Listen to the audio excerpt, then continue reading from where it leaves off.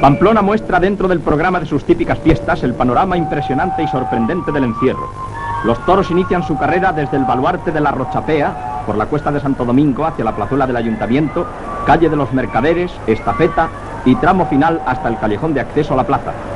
La carrera este año ha sido limpia y veloz, pero como siempre, los sanfermines han ofrecido ante los ojos de propios y extraños el alarde de valor de los mozos que delante de los toros dan muestras de su ímpetu temerario.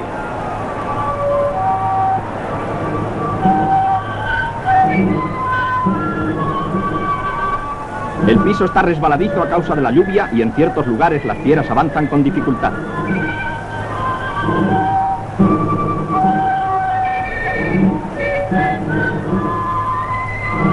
Como si la lluvia no hiciese peligrosa también la acera mojada, los toros se sienten peatones y circulan por ella.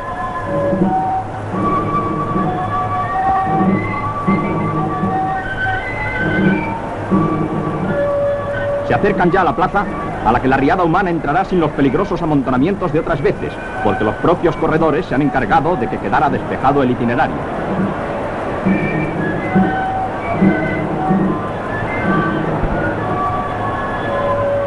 La muchedumbre ocupa las localidades del coso taurino.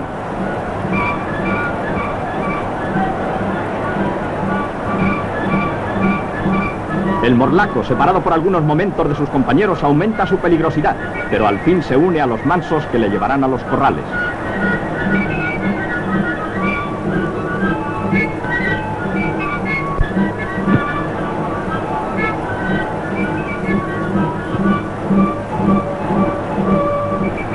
A este número sucede el de las vacas emboladas.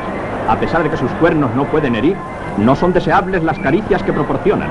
Corre de un lado a otro y va y viene entre los diestros improvisados que frente a ella ponen a prueba la agilidad de sus piernas.